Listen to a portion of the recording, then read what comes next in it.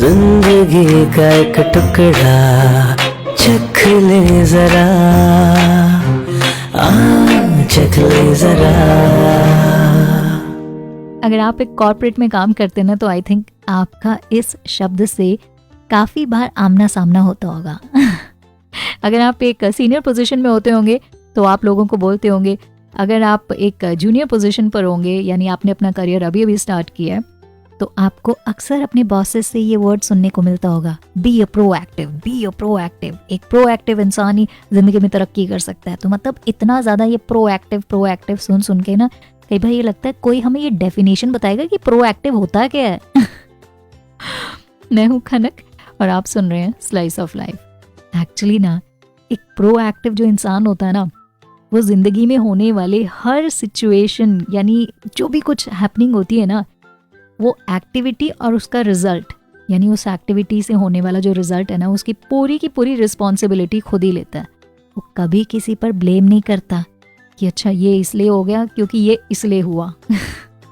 उसके दिमाग में ऐसा कुछ नहीं होता। इनफैक्ट एक प्रोएक्टिव इंसान वो सारे काम करता है जो कि वो कर सकता है, और जो भी चीज़ें, जो भी सिचुएशंस उसके कंट्रोल में नहीं है, उसके लिए वो ज़्यादा नहीं सोचता और पॉजिटिव सोच के साथ अपने काम में लगा रहता है। अगर ये सारी बातें आप में है ना, इट मीन्स आप एक प्रोएक्टिव पर्सन है। सो नेक्स्ट टाइम अगर आपके बॉस आपको कहे ना बी ए प्रोएक्टिव, तो आप कह दीजिएगा, सर मैं हूँ, ऑलरेडी हूँ मैं, आप बस मुझे मौका दीजिए। अच्छा, कुछ एक ऐसे लोग भी होते हैं जो कि प्रोएक्टिव वाकई नहीं होते। तो अगर वो इस हैबिट को अपनाना चाहते हैं तो उसके लिए क्या किया जाए? लेकिन उससे पहले समझ में तो आनी चाहिए ना पूरी तरह बात कि प्रोएक्टिव होता कैसा है। चलिए इस पे ना मैं आपको एक छोटा सा किस्सा सुनाती हूँ। अमित को उसके बॉस ने एक प्रोजेक्ट दिया और कहा कि इस प्रोजेक्ट को वो 3 दिन में पूरा करके दे, और अगर वो ऐसा कर देता है तो उसे प्रमोशन मिल सकता है। फिर क्या था, अमित उस प्रोजेक्ट को पूरा करने में लग गया।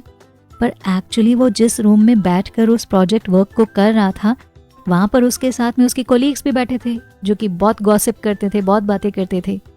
3 दिन तक अमित वहीं बैठकर प्रोजेक्ट पर काम करता रहा, लेकिन डिस्ट्रैक्शन की वजह से वो पूरा नहीं हो पाया। और 3 दिन बीतने के बाद जब अमित अपने बॉस से मिला, उसके बॉस ने पूछा कि भाई प्रोजेक्ट का क्या हुआ? तो वो कहते हैं, सॉरी सर, मैं वो कर नहीं पाया क्योंकि बगल में जो लोग बैठे हुए थे ना, वो मुझे बहुत डिस्टर्ब कर रहे थे।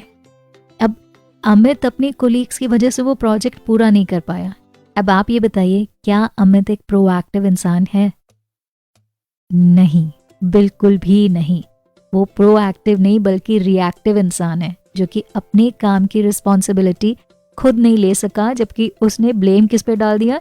जी मेरे आसपास लोग बैठे थे, वो काफ़ी सारी बातें कर रहे थे, तो मेरा दिमाग उनसे डिस्ट्रैक्ट हो जाता था, तो इसलिए मैं नहीं कर पाया। एक्चुअली अमित में प्रोजेक्ट पूरा करने की कैपेसिटी थी, लेकिन सिर्फ प्रोएक्टिव ना होने के कारण वो सक्सेसफुल नहीं हो पाया और हाथ से निकल गई उसकी प्रमोशन। अब सोचिए, अगर अमित प्रोएक्टिव होता तो क्या करता? उस रूम में जाकर प्रोजेक्ट वर्क नहीं करता। अगर उसे डिस्टर्बेंस हो रही थी तो वो अपनी रिस्पॉन्सिबिलिटी समझकर किसी ऐसे रूम में चला जाता जहाँ पर उसे कोई डिस्टर्ब नहीं करता। और अगर कोई उसे ऐसा रूम, कोई ऐसा केबिन नहीं मिलता, तो वो उस प्रोजेक्ट वर्क को अपने घर पर करता, लेकिन करता ज़रूर। और अगर वो ये स्टेप ले लेता तो वो अपने बॉस की नज़रों में टाइम पर काम पूरा करने की रिस्पॉन्सिबिलिटी वाला बनकर क्या मिलती उसे? प्रमोशन। सो कुल मिलाकर आप समझ ही गए होंगे इस किस्से से कि जब भी कोई इंसान सक्सेसफुल नहीं होता और वो अपने इन हालात का ब्लेम दूसरे पर डाल देता है, इट मीन्स वो अपने काम की रिस्पॉन्सिबिलिटी नहीं लेता। सो इसीलिए लाइफ का ना एक फंडा ही बना लीजिए कि अगर मुझे सक्सेसफुल होना है तो मुझे अपने आप में प्रोएक्टिव हैबिट को इनकलकेट करना है। मतलब पूरी तरह से ना फिक्सअप कर देना है। ये प्रोएक्टिव वाली जो हैबिट है ना, खिसकनी नहीं चाहिए अपने अंदर से।